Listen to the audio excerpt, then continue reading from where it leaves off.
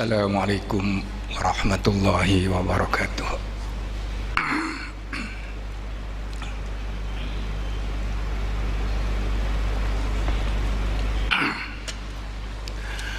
Kita sama-sama memulakan majlis kita dengan baca Ummul Kitab Al-Fatihah. A'udzubillahi minasyaitonirrajim. Bismillahirrahmanirrahim. Alhamdulillahirabbil alamin arrahmanirrahim maliki yaumiddin. Iyyaka na'budu wa iyyaka nasta'in ihdinas siratal mustaqim siratal ladzina an'amta 'alaihim ghairil maghdubi 'alaihim waladdallin. Amin.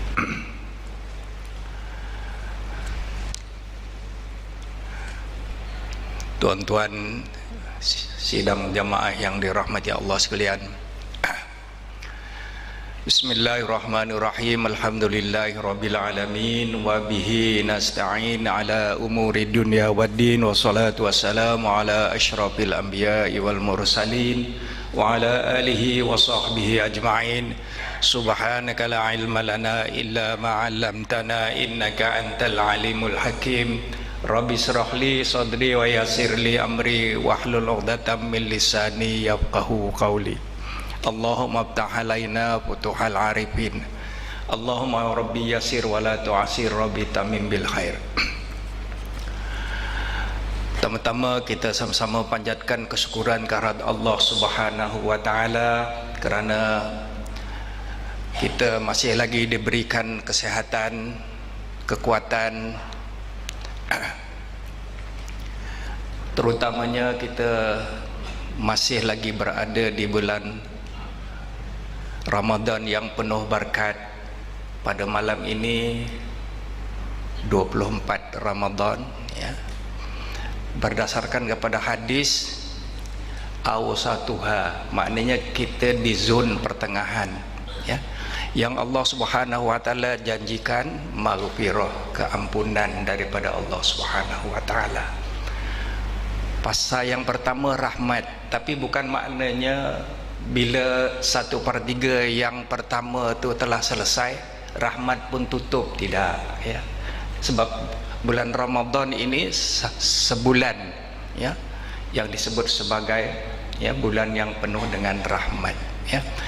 Artinya di samping rahmat itu berterusan, kita dapat keampunan, ya, nilai tambah daripada janji-janji Allah Subhanahu wa taala yang ditawarkan kepada kita khusus di dalam bulan Ramadan, ya.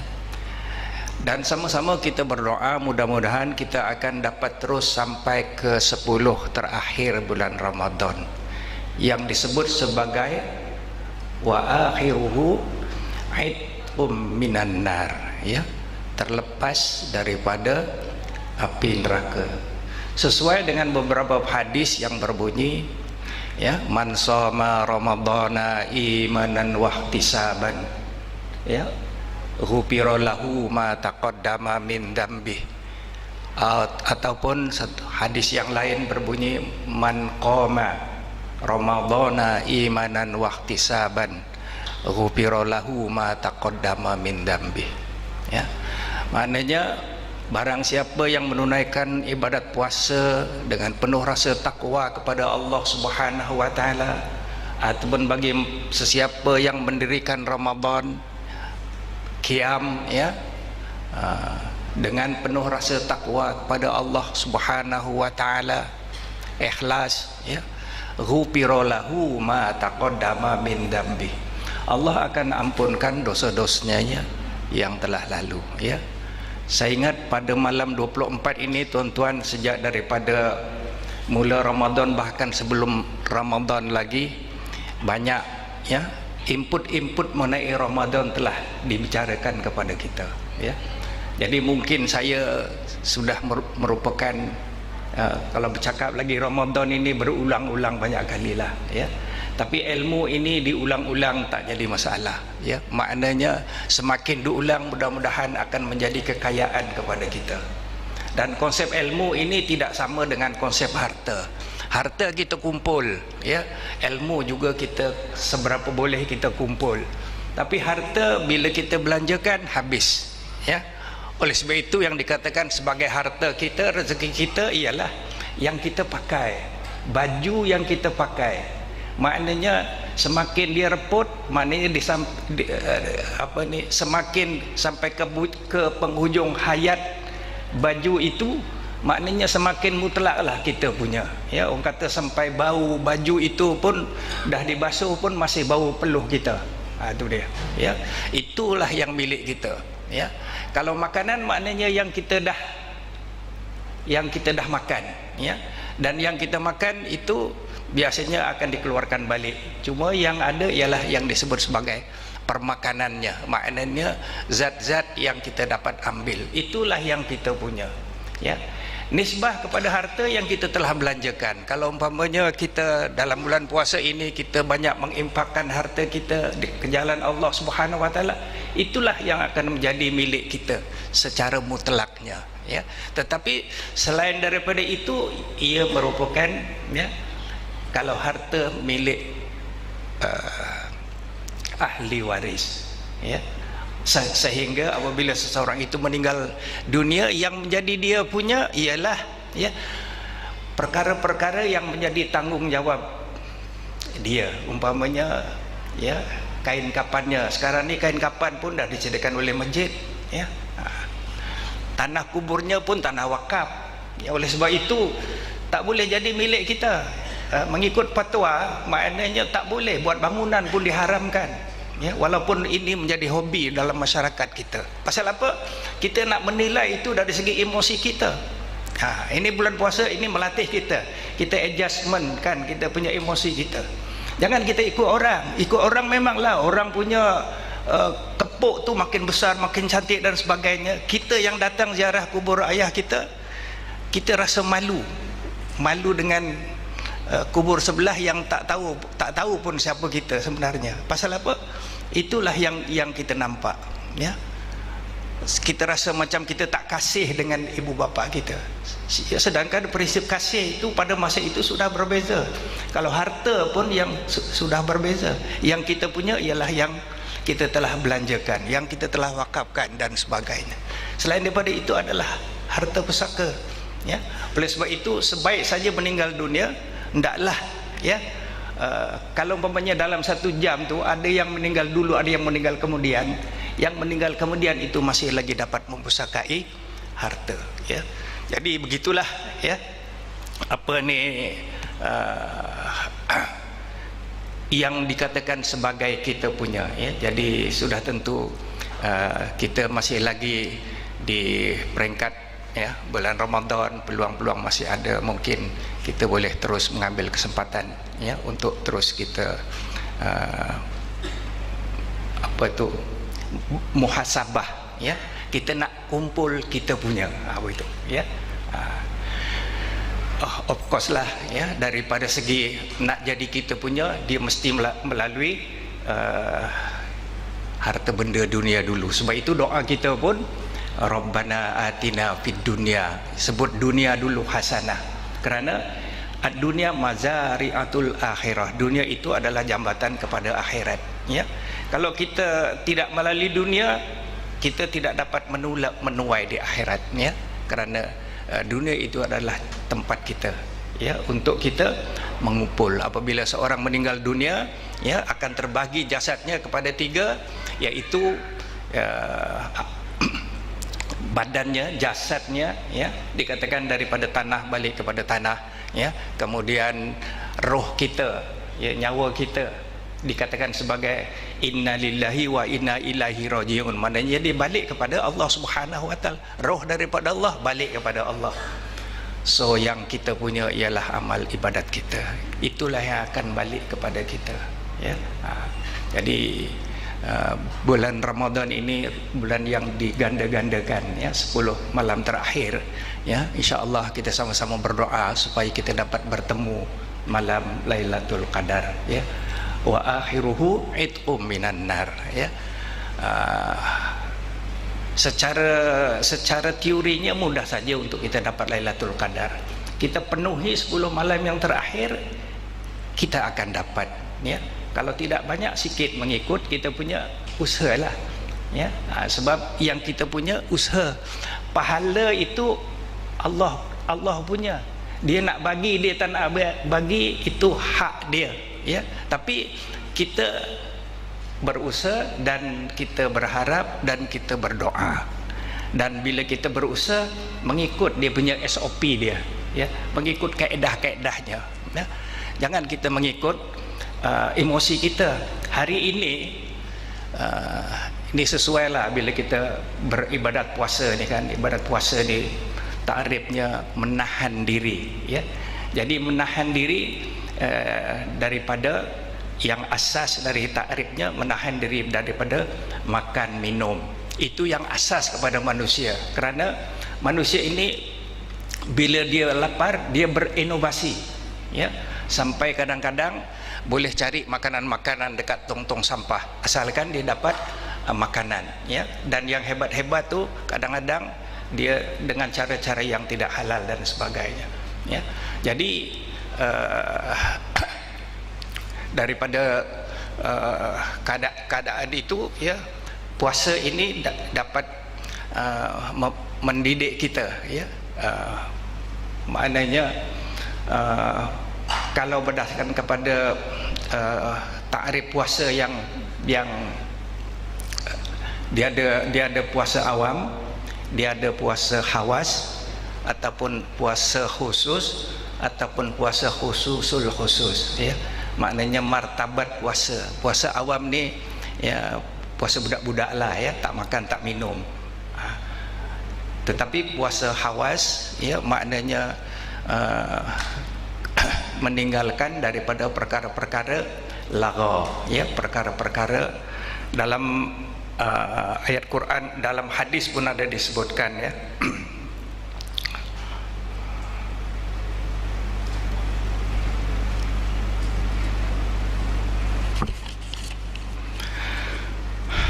Hadis qudsi daripada Abu Hurairah radhiyallahu an, qala Rasulullah sallallahu alaihi wasallam, qala ta'ala. Hadis qudsi, ya, perkataannya daripada Allah Subhanahu wa taala.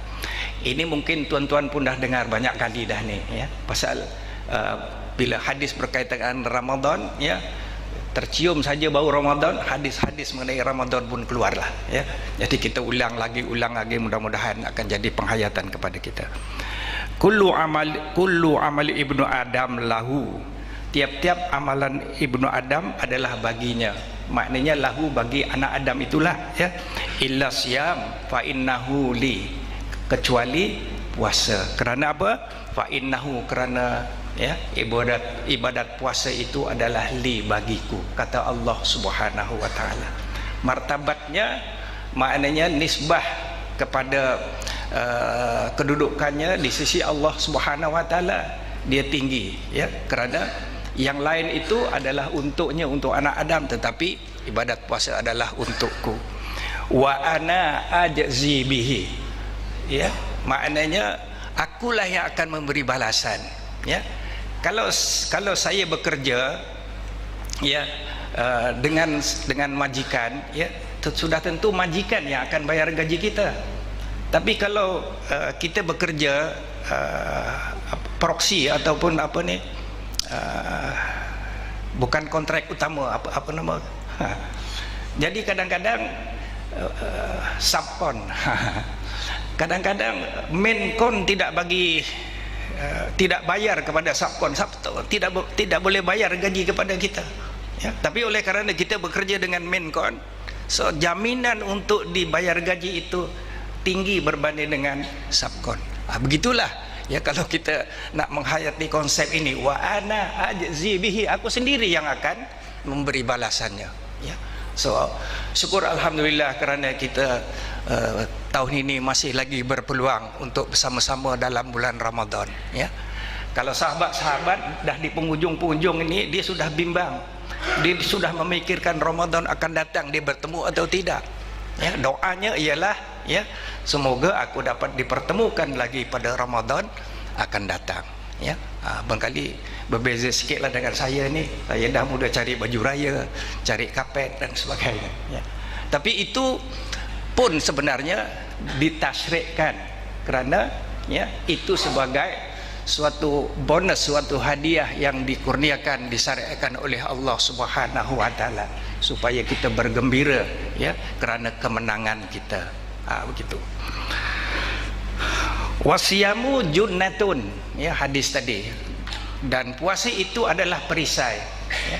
Pasal tadi dari segi definisi pun kita kata menahan diri. Jadi ada dua prinsip asas kepada puasa. Pertama sekali menahan diri daripada apa yang kita sebutkan, ya, perkara-perkara yang biasa boleh kita buat tapi dalam bulan puasa tidak boleh, ya. Sama juga seperti ketika kita di dalam ibadat haji, ya, perkara-perkara yang biasa kita boleh buat tetapi bila kita pakai ihram saja, perkara-perkara itu setelah menjadi tidak boleh. Kita disunatkan memakai minyak wangi umpamanya sebelum kita memakai ihram, disunatkan, diberi pahala. Cukur janggut, cukur misai diberi pahala, gunting kuku diberi pahala. Tapi sebaik kita pakai ihram dilarang, haram hukumnya, dan dikenakan dam, dikenakan penalti, dikenakan bayaran. Itulah dia yang disebut sebagai ta'abbud, ya. Logik itu mungkin tak berapa kena dengan akal kita, tapi logik itu sangat tepat dengan logik keimanan kita, ya, yang kita yakini, yang kita pegang dan sebagainya. Kerana konsep daripada segi perintah Allah Subhanahu wa taala itu walaupun kebanyakannya berasaskan juga kepada logik, tapi dia bukan semata-mata logik. Itulah yang disebut sebagai ta'abbud, ya. Ta'abbud ini maknanya datang perintah kita lakukan.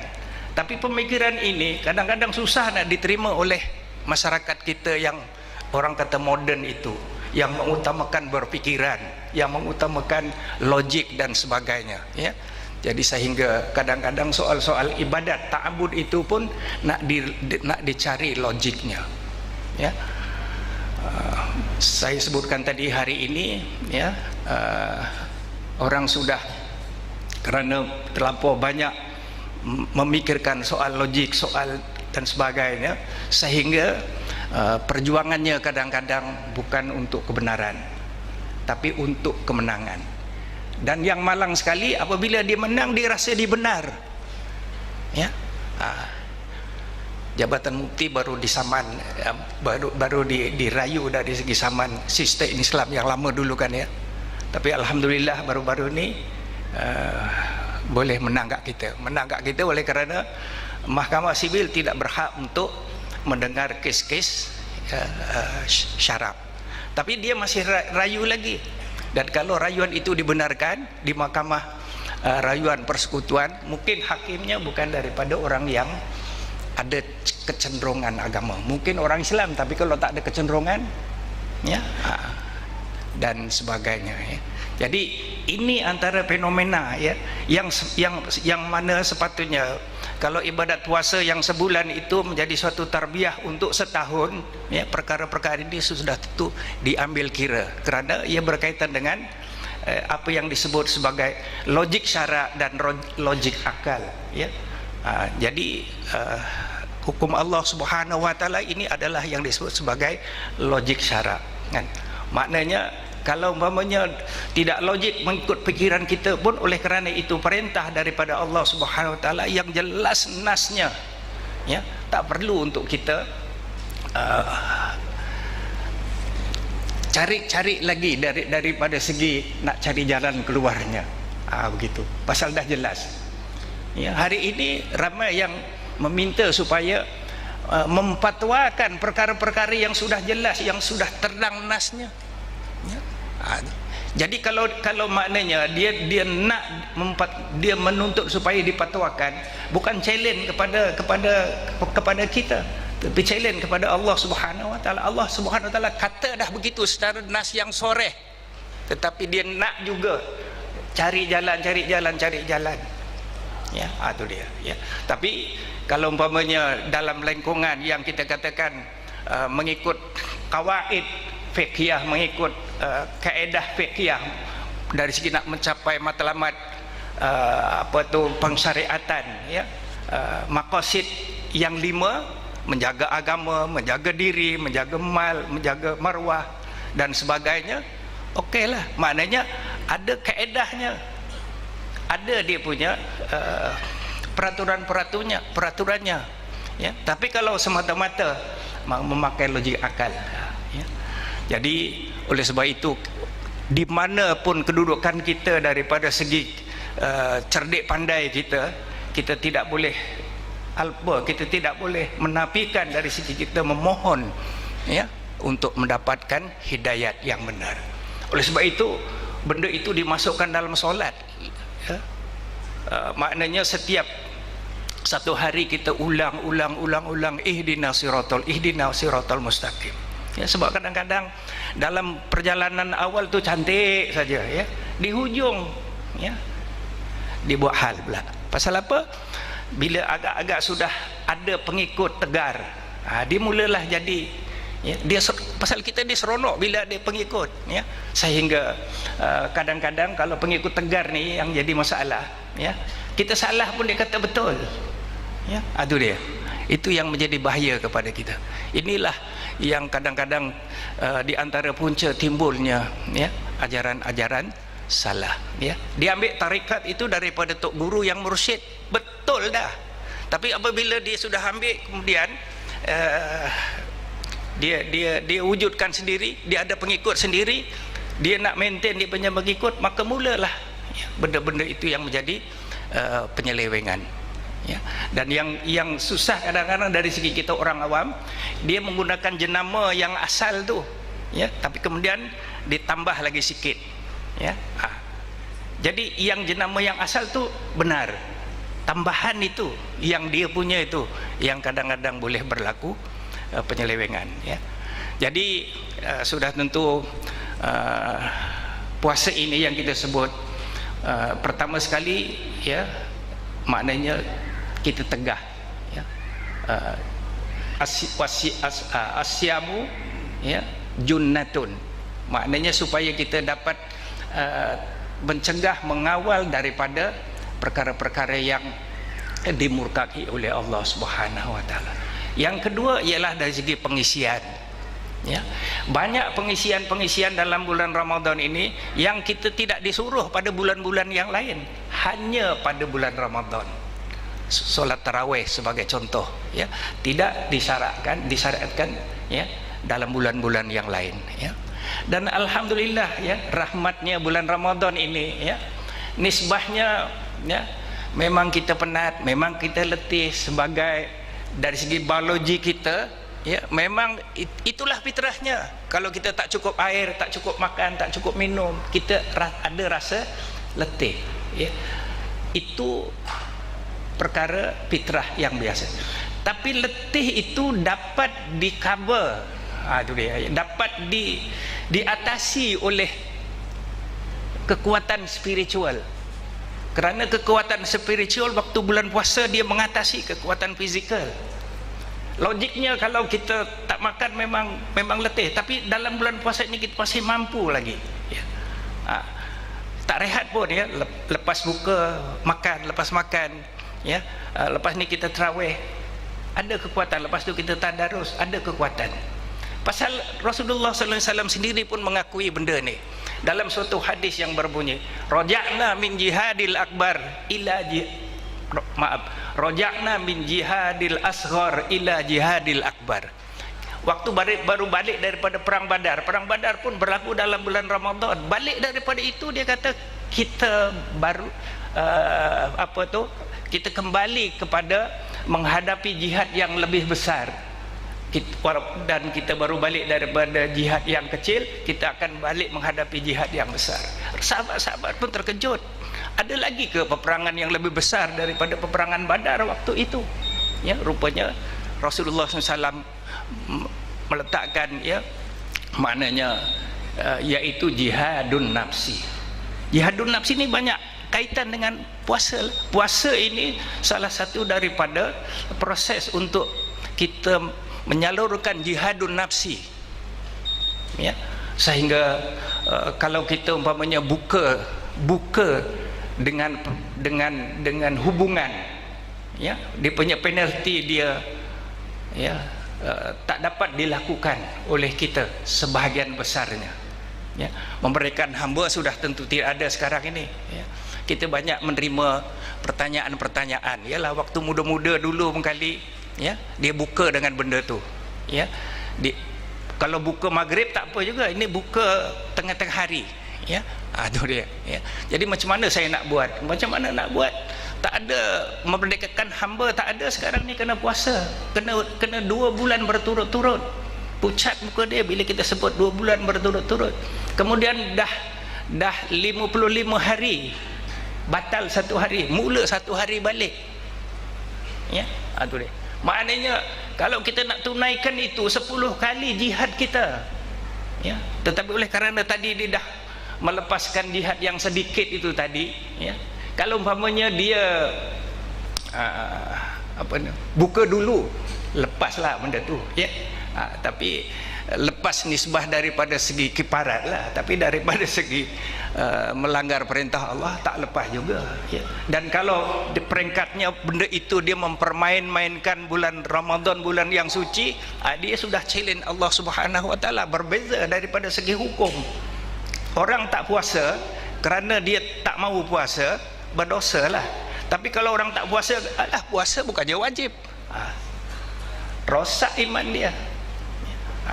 Jadi puasa ini ada 2 pasal. Pertama sekali kita menahan, yang kita katakan menahan diri daripada perkara-perkara yang membatalkan puasa dan perkara-perkara yang boleh membatalkan pahala puasa, ya. Di samping itu pengisiannya ialah kita lakukan perkara-perkara yang diperintahkan oleh Allah Subhanahu Wa Taala, yang biasanya tidak disuruh, tapi bulan puasa ini disuruh, khususnya seperti solat tarawih, ya.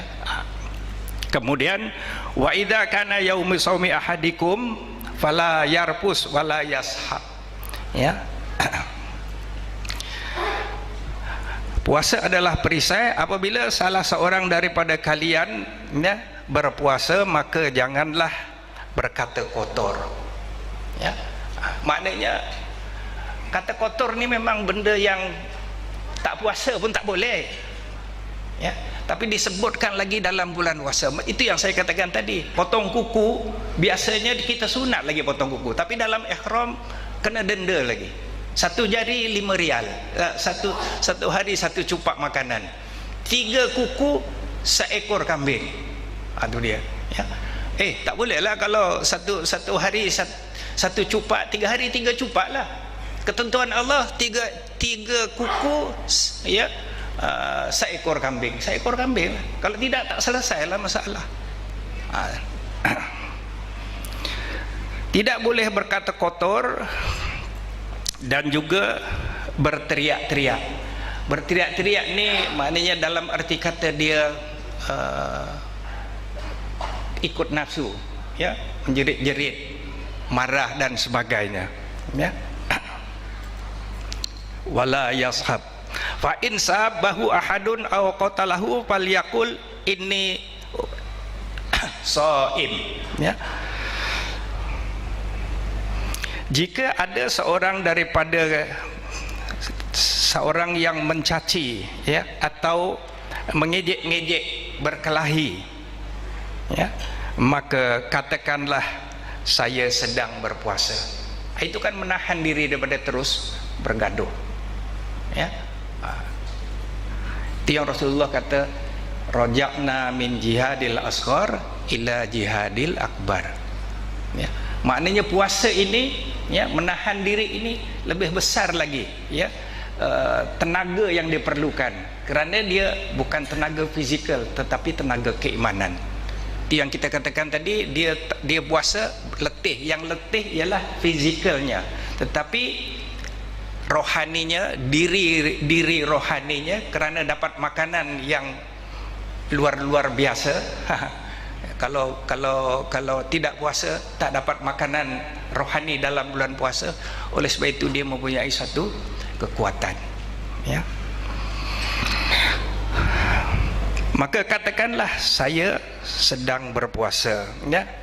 Demi zat dan jiwa Muhammad berada di tangan, sesungguhnya bau mulut orang yang berpuasa di sisi Allah Subhanahu wa taala ya adalah lebih harum daripada bau kasturi. Ini aspek penilaian. Ya, kalau penilaian kita busuk-busuklah. Tetapi penilaian Allah Subhanahu wa taala sebagai suatu ganjaran kerana kita taat kepada perintah Allah, Allah akan balas. Bau busuk itu lebih harum daripada bau kasturi.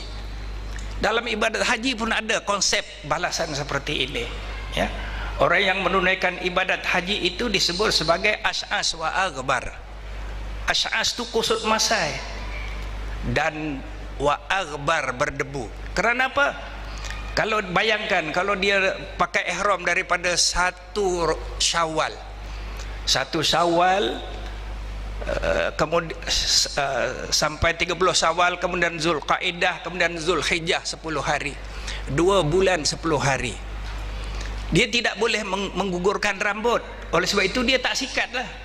Itu salah satu daripada ihtiyat, maknanya penjagaan kita supaya kita tidak menggugurkan rambut. Gugur rambut 1 helai 1 cupak, 2 helai 2 cupak, 3 helai seekor kambing balik. Jadi untuk itu dia tak sikat rambut. Tak apa, kata Allah Subhanahu wa taala, biar nampak kusut masai.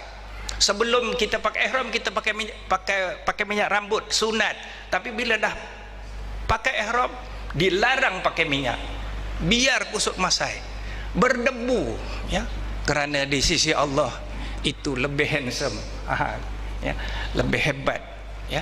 Itu penilaian Allah Subhanahu wa taala yang berbeza dengan penilaian kita mengikut logik itu tadi, ya. Oleh sebab itu penilaian Allah Taala berdasarkan kepada perintahnya itu Allah akan balas, ya. Wa ana ajzi bihi dalam konteks ibadat puasa, ghufira lahu ma taqaddama min dambi, ya. Jadi oleh kerana kita dah masuk waktu, ya, saya ingat cukuplah setakat itu sebagai ulang kaji lah, kerana cerita-cerita mengenai Ramadan kita dah dengar sebelum Ramadan lagi, ya, dan insya-Allah saki-bakinya kita akan terus, ya, mengulang kaji mengenai Ramadan, ya, supaya dapat menjadi satu bekalan untuk kita menghadapi Ramadan pada masa akan datang, ya.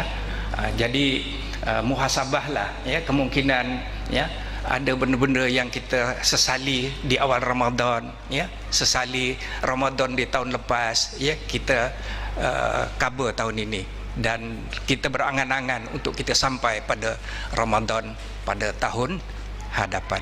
Mudah-mudahan kita akan dipertemukan lagi dalam Ramadan pada tahun hadapan, ya, sama-sama kita, ya. Hari ini kita sama-sama berterawih sebelah-sebelah kita, rakan-rakan kita jumpa lagi pada tarawih, ya, pada tahun hadapan, insya-Allah. Mudah-mudahan, ya, yang benar itu daripada Allah. Kalau ada kesilapan dan kesalahan daripada kelemahan saya, aku lu qauli hadza wa astaghfirullah wa li wa lakum wa billahi taufiq wal hidayah. Assalamualaikum warahmatullahi wabarakatuh.